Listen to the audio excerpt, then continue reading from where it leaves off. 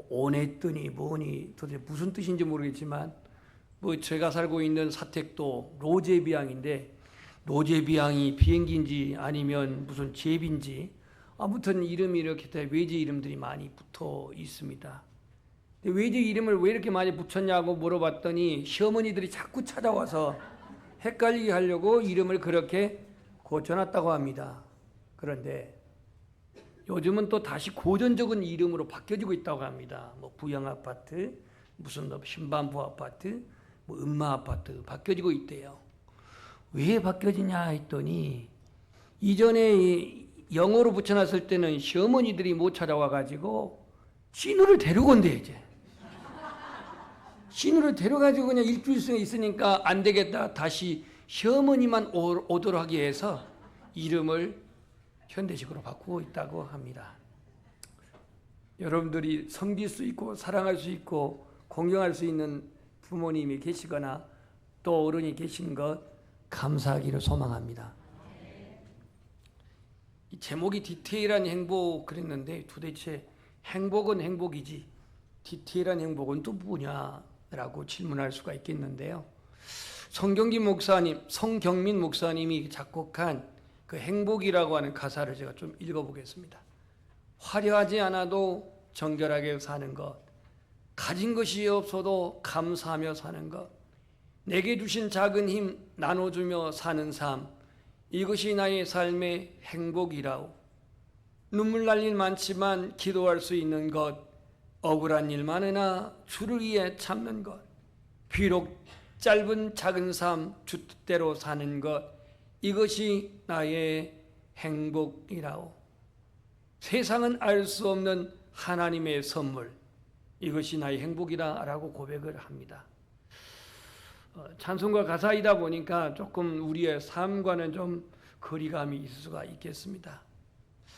이 행복이라고 하는 그 철학적 사전을 보니까 화면을 좀 띄워주시면 일반적인 의미로 심신의 요구가 충족된 상태다. 감정적 요구가 만족을 얻는 것, 이것을 행복이라고 일반적인 의미를 붙여놓고요. 소극적인 의미에서 고통이나 불쾌가 없는 상태, 자족, 무욕 등 정신적 독립의 상태를 행복이라 이렇게 기준하고 있습니다. 현대인에게 있어서 행복의 기준은 각각 차이가 있을 것입니다. 그렇다면 우리 그리스도인의 행복은 어떤 것일까? 특히 감사주의를 맞이해서 우리 행복은 어디서 나온 것일까? 나는 은혜를 알고 있는가? 감사의 삶을 살고 있는가? 나는 감사의 삶에서 행복을 얻고 있는가? 진정한 감사는 상황이나 조건에 있지 아니하고 조건의 충족이나 소유의 만족에서 있는 게 아니라 감사는 하나님의 은혜를 기억하는 데서 있는 줄 믿습니다. 우리 그리스도인의 삶의 행복은 감사에서 시작된다. 감사에 있다라고 말씀드릴 수가 있습니다. 여러분의 집에 전기 들어오죠. 감사하십시오. 세계 90억 중에서 20억은 전기가 없습니다. 여러분 집에 수도가 들어오죠. 감사하십시오. 아무도 수도물을 쓰는 게 아닙니다. 수도물 없이 사는 아무 물이나 먹고 사는 사람이 10억이 넘습니다. 여러분 하루에 한 끼 먹는 거 감사하십시오. 그러다가 한 끼 드시나요? 최소한 두 끼는 드시지. 그런데요, 세계에 8억 사람들이 하루에 한 끼도 못 먹고 있다고 합니다. 여러분 아침에 눈을 뜨고 일어나는 것 감사하십시오. 하루를 못 넘겨 죽을 사람이 100만 명이 대기하고 있습니다. 하루에 그렇게 많은 사람이 죽어갑니다. 신선한 공기를 마실 수 있고 또 아름다운 자연을 볼 수 있는 것, 그리고 이렇게 아름다운 찬양을 들을 수 있는 것, 여러분 감사하십시오. 자의적으로 어디로 갈 수 있는, 내가 걸을 수 있는 건강이 있는 것 감사하십시오. 행복은 소유에 비례한 게 아니라 감사에 비례합니다. 감사에 비례. 내 삶 속에서 감사가 풍족한 만큼 나의 삶도 행복해지는 것이죠. 우리는 내일 일을 알 수 있어요? 없습니다. 7월 1일 날 무슨 일이 있었죠? 모르죠. 예. 저 서울 시청역 부근에서 일방도로를 돌진해 가지고 16명이 사상자 발생되었습니다. 9명이 사망했죠. 운전자 가해자는 68세. 자신은 급브레이크, 다시 말해서 브레이크 고장, 급발진이라고 주장을 하지만 이 한 번의 사건으로 인해서 얼마나 불행해진 사람 많습니까? 공무원이 2명인가 있고 장래가 촉망된 사람도 있지만 그 한순간에 개인의 불행은 말할 것도 없고 가정이 완전히 파탄나버린 이러한 사건이 일어났어요. 누가 거기서 그렇게 차가 막 100km 이상의 속도로 그냥 인도로 돌진하고 이런 것을 예상이나 있겠습니까? 우린 내일을 알 수가 없어요. 좀 불편해도 경제적으로 좀 여력이 부족해도 오늘 내가 여기에 존재하고 있고 내가 오늘 숨쉬고 있고 내가 오늘 살아가고 있는 것을 감사합시다. 내가 존재하는 걸 소중히 여기고 내가 지금 사는 것을 귀하게 여기고 감사하는 성도가 곧 행복하게 사는 사람인 줄 믿습니다. 다시 좀 화면을 띄워주시고요. 바울은 오늘 빌립보 교회 성도들에게 편지를 씁니다. 이 빌립보 교회 성도들에게 이런 말씀합니다. 주 안에서 내가 크게 기뻐함은 너희가 나를 생각하던 것이 이제 다시 싹이 남이니 너희가 또한 이를 위하여 생각은 하였으나 기회가 없었느니라. 이게 무슨 얘기냐? 오늘 바울이 빌립보 교회 성도들에게 편지를 썼는데 이 편지를 쓴 배경을 보면은 바로 그 뒷절 18절에서 그걸 찾을 수가 있습니다. 18절 제가 읽어볼게요. 내게는 모든 것이 있고, 지금 감옥이에요. 근데 모든 것이 있대요. 또 풍족한지라. 뭘 감옥에 있는데 뭐가 풍부하다는 얘기입니까? 내게는 모든 것이 있고 또 풍부한지라 에바브로디도 편이 너희가 준 것을 받음으로 내가 풍족하니 이는 받으실 만한 향기로운 제물이요 하나님을 기쁘시게 한 것이라. 이 말씀을 놓고 보면 바울이 빌립보 교회 성도들에게 뭘 받았다는 얘기죠. 뭘 받았을까요? 우리식으로 말하면 성교헌금을 받은 거예요. 성교헌금. 지금처럼 무슨 우편으로 보낸 것도 아니고 온라인으로 보낸 것도 아니고 당시에 성교헌금을 보내려면은 직접 누군가 갖고 가야 되는데 이 에바브로디도가 빌립보 교회의 대표적인 성도였던 것 같아요. 이 빌립보 지금의 저 유럽이지만 바로 터키 건너편에 에게 건너편에 있어요. 여기서 로마까지 가는 거리가 요즘이야 뭐 비행기 타면 2시간이면 가겠지만 그 당시에는 너무너무 먼 거리입니다. 거기까지 가가지고 오늘 성교헌금을 전달한 거예요. 사랑의 헌금을 받은 거예요. 제가 31년 전에 개척하러 내려왔을 때에 삶의 여유가 없었어요. 그렇다고 제가 도와주세요, 나 개척했어요, 나 먹을 것도 없어요, 이런 구차한 얘기를 한 바가 없습니다. 형제라 할지라도 저는 쓴 적이 없어요. 믿거나 말거나. 하나님 주시면 먹고 안 주면 안 먹고 저는 굶는 데 아주 자신이 있어가지고 아무튼 그렇게 개척을 했는데 저를 아는 사람들, 제가 서울에 전도사에 있을 때 아는 사람들이 그 31년 전에 5만 원 정도 이렇게 보내줬을 때 그 사랑 이미 떠났지만 그 교회에서 보내준 이런 분들이 있었단 말이죠. 바울이 빌립보 2차 전도행 때 세운 교회인데 세월이 한참 가가지고 이 성경금이 그동안 끊어졌다가 이 성경금을 지금 에바브로디도가 와서 전달한 거예요. 이것을 너무너무 그는 받아 기뻐함으로 이 서신을 쓰고 있습니다. 그래서 이렇게 말합니다.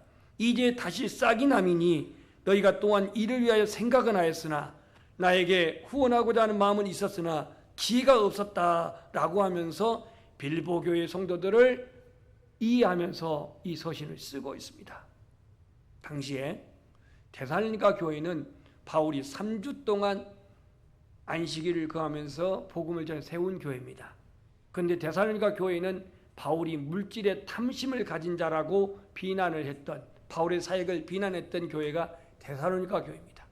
그리고 고린도 교회는 바울이 브리스길라와 아굴라를 만나가지고 세운 2차 전도행 때 세운 교회인데 18개월 동안 사역했어요. 근데 고린도 교회는 바울에게 뭐라고 했냐면 예루살렘 교회를 대상으로 돈을 얻어낼 목적으로 기도를 통해 연보를 모은다라고 비난을 했습니다. 그러니까 바울을 매도하기를 쟤는 물질의 욕심 때문에 탐심 때문에 그런 사역을 한다라고 이렇게 비난한 거예요. 그런데 빌립보 교회는요, 바울을 신뢰했습니다. 바울을 존중히 여겼습니다. 바울을 이해했습니다. 그렇기 때문에 그들은 없는 살림에 성경금을 모아가지고 전달했던 것을 알 수가 있습니다. 이처럼 바울의 행복은요, 어떤 자기 쾌락을 추구하거나 아니면 반대로 자신의 삶 속에서 고통이나 불쾌가 없는 환경에서가 아니라 하나님이 내게 주신 은혜의 자족한 삶 속에서 행복을 찾았어요. 거기에 나와 있잖아요. 오늘 12절에 나는 비천에 처할 줄도 알고 풍부에 처할 줄도 알아. 모든 일 곧 배부름과 배고픔과 풍부와 궁핍에도 처할 줄 아는 일체의 비결을 배웠다. 11절에 보면 어떠한 형편에 있든지 나는 자족하기를 배웠다 그랬습니다. 그러니까 바울의 행복은 자족에 있었는데 이 자족의 삶의 표현이 언제나 감사였습니다. 감사. 자신이 옥에 갇혀 있는데 지금 행복하다고 말하는 게 우리가 이해가 되겠나요? 자기가 지금 옥에 있는데 뭐가 풍족하다고 이렇게 말하는 게 이해가 되겠냐고요. 그러나 자신이 처한 위치에 자신은 자족하면서 이것을 감사하고 있습니다. 그러니까 바울에게 있어서 행복의 비밀은 예수 안에 있어서요. 예수 안에서. 자, 여러분들에게 한번 질문을 해볼게요. 지금은 좀 애정이 식어서 좀 각자의 차이가 있겠지만 연애 시절에 정말 없어서 못 산다라고 하는 만큼 둘이 서로 죽어 못 살아. 여러분 중에 있기도 하겠지만, 자, 그러면 그렇게 서로 사랑할 때에 이때에 그 사랑에서 집이 문제가 됩니까? 차가 문제가 됩니까? 그냥 옆에 사랑하고 있는 것 자체가 감사 아니나요? 요즘 아닌가 보네. 제가 지금을 말한 게 아니라 여러분들의 그 절정기에 서로 사랑해서 그냥 죽어 못 살 정도 그런 상황 속에서의 그 사랑이, 그 열정이 경제적인 어떤 가난함이 문제가 되냐 이거예요. 차가 없다라는 것 자체가 왜 차가 없냐라고 불평했냐 이거예요. 그 사랑 자체가 그걸 모두 이해하고 수용하고 만족하고 행복했지 않았냐 이거예요. 별로 동의 안 해. 바울은 예수 그리스도 안에 있는 것 자체가 나는 지금 갇혀 있어도, 나는 지금 물질적으로 여러 가지 궁핍해도 그래도 나는 자족하고 감사한다 이렇게 말합니다. 그러면서 오늘 13절에 내게 능력 주시는 자 안에서 내가, 이 말씀 굉장히 불편해. 사실 있기는 하지만 내게 능력 주신 자 예수 안에서 나는 모든 것을 할 수 있다고 하는데, 모든 것은 무슨 모든 것이야. 내가 하는 게 너무나도 제약을 많이 받고 있는데, 현대의 시대는 핵가족 시대라고 말하면 핵가족. 그래서 북한이 전쟁을 못합니다. 핵가족 시대. 핵. 자기들만 있는 게 아니야. 이 대한민국도 핵이 있어. 핵가족 시대. 이웃과 담을 쌓고 가족 이기주의를 만들고 있어요. 이웃 사촌은 옛말이에요. 아파트의 중간 소음 때문에 막 사람을 죽이는 이런 시대예요. 여러분이 알고 있는 유행어, 삼포 시대, 연애, 포기, 결혼 포기, 출산 포기, 이와 같은 신종어가 탄생한 배경에는 어디 있냐?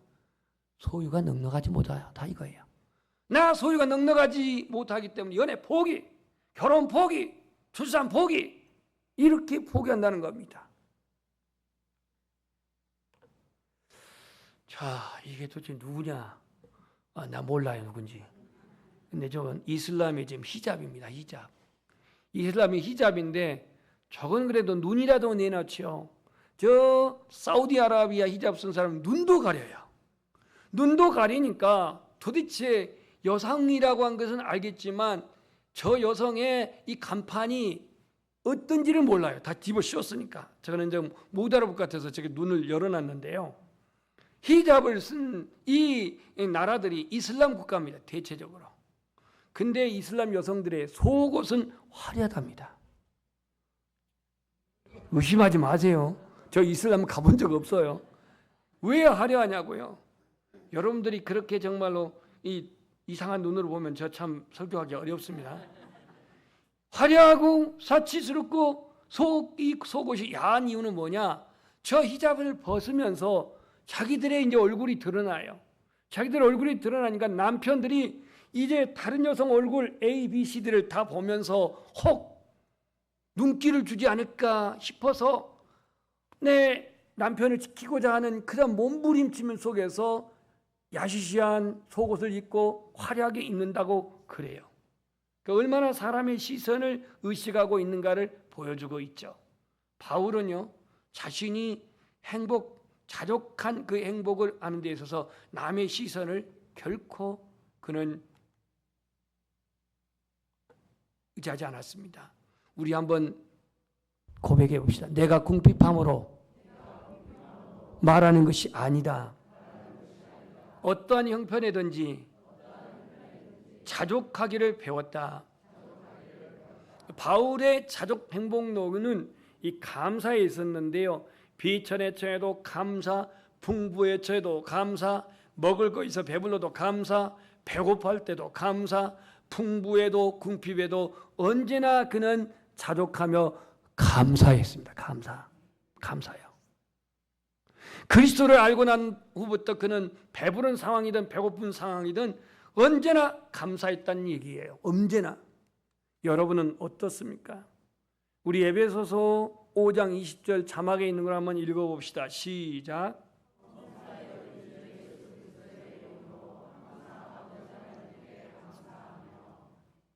범사에 우리 하나님의 그 그리스도 예수 안에서 그 아버지 하나님께 감사한다라고 이렇게 말하고 있습니다.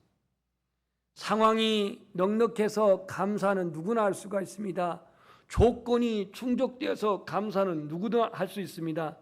많은 사람들은 자신의 행복을 다른 사람에 비교하면서 다른 사람의 시선을 의식합니다. 그러나 바울은 다른 사람의 시선을 의식하지 않았습니다. 자신이 스스로 선택한 행복이었습니다. 로마에서도 복음을 전하기 위한 것도 스스로 선택한 것이었습니다. 감옥 안에서도 기뻐하고 행복할 수 있는 것 스스로 선택하는 일이었습니다. 오늘 빌립보서에서는 4장까지 나와 있지만 기쁨이란 단어가 14번 나옵니다. 14번. 여러분, 기쁨을 선택하십시오. 감사를 선택하십시오. 나는 자족하다라고 하는 이 행복을 선택하십시오. 46년 동안 목회하고 은퇴한 형님이 장암 4기로 3년 전에 수술을 받았습니다. 그런데 미국에 아들 목회하는 데 갔다 와가지고 재발돼가지고 굉장히 어려운 시간을 보냈는데요. 3주 전에는 세상을 떠날 위기에 처해 있었습니다. 그런데 그런 가운데 하나님께서 다시 은혜를 주셔가지고 회복이에요. 지금 퇴원을 했는데 그때는 아무것도 못 먹었는데 지금은 죽이라도 먹고 있어요. 그 죽이라도 먹고 있는 게 감사하다 그래요. 자신이 그렇게 입원해 있는데 실비도 없는 그런 상황이니까 어디 요양병원에 가지도 못해요. 근데 여러 도움의 손길이 있는 것 감사하대요. 내가 살아서 기도할 일이 있으니 감사하대요. 여러분들 지금 현재에 내가 있는 그대로를 자족하고 감사할 수 있기를 축복합니다. 이 감사의 삶에 자족한 행복이 있습니다. 이스라엘 백성들은 유월절, 맥추절, 초막절 절기를 지키며 감사를 했고 맥추절은 초실절이라 해서 수확의 첫 열매를 드리는 그러한 절기였습니다. 그래서 첫 열매의 정신은 뭐냐? 하나님의 주권을 인정하는 겁니다. 하나님의 주권.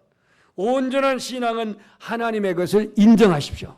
하나님이 퍼스트가 되게 하십시오. 하나님의 것을 하나님의 것으로 인정하고 드릴 수 있기를 축복합니다. 미국에 원프라 윈프리라는 사람이 있는데 원프라 윈프리가 저는 누군지 몰라요. 온프라 투프리도 있나요? 하여튼 온프라 윈프리가 있는데 이분이 이런 분이에요. 이 사람이요, 사생아로 출생했습니다. 어머니에게 버림받아 외할머니 품 안에서 자랐는데요. 9살 때 사촌 오빠에게 성폭행을 당했습니다. 14살에 미혼모가 되었습니다. 그는 우울증과 여러 가지 그러한 고통을 당한 그 14살 때 미혼모가 됐던 아이는 2주 만에 세상을 떠납니다. 불행한 과거로부터 자신이 벗어나서 온전하게 자랄 수 있었던 건 뭐였을까? 바로 감사의 일기였다고 합니다. 감사의 일기. 그가 감사의 일기를 쓰는데 대체적으로 한 5가지만 이렇게 제가 기록해 놨는데, 아침에 내가 눈을 뜨고 침상에서 거뜬히 일어날 수 있는 거 감사합니다.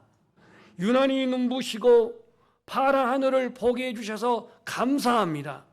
점심때 맛있는 스파게티를 먹게 해주신 거 감사합니다. 얄미운 짓을 한 동료에게 화내지 않고 참을성 있음에 감사합니다. 좋은 책을 독서하는데 그 책을 써준 작가에게 감사했다고 말합니다. 소소한 것, 작은 것에 감사했다 이 말이에요. 온프리의 성공적 삶의 원천은 감사했다고 말합니다. 감사.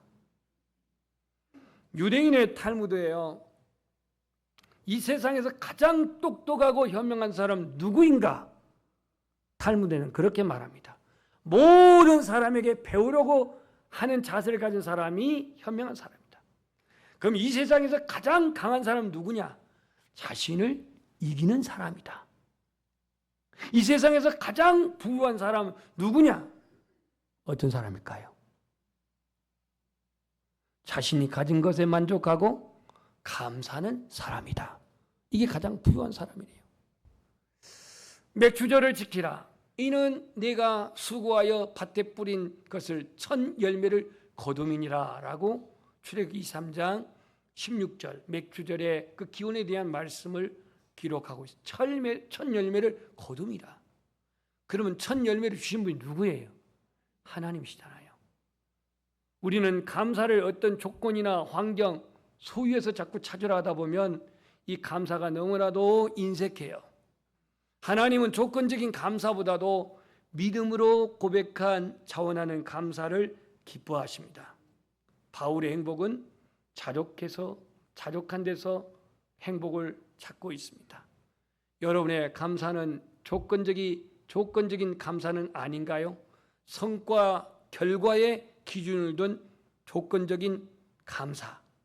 영어로 말하면 if입니다. 만약 하나님이 내 건강을 회복시켜 주시면, 하나님 우리의 생업을 회복시켜 주시면, 이 if라고 하는 조건부적인 감사의 기준을 두는 이가 있습니까? 아니면 돌이켜 좋았던 일에 생각하는 because 뭐 때문에 감사하고 있지는 않습니까? 사도 바울은 그럼에도 불구하고 환경에 상관없이 모든 것이 합력하여 선을 이루시는 하나님의 섭리 안에서 감사하고 있습니다. 우리의 감사의 삶 속에서 디테일한 행복이 시작됩니다. 찬송하겠습니다.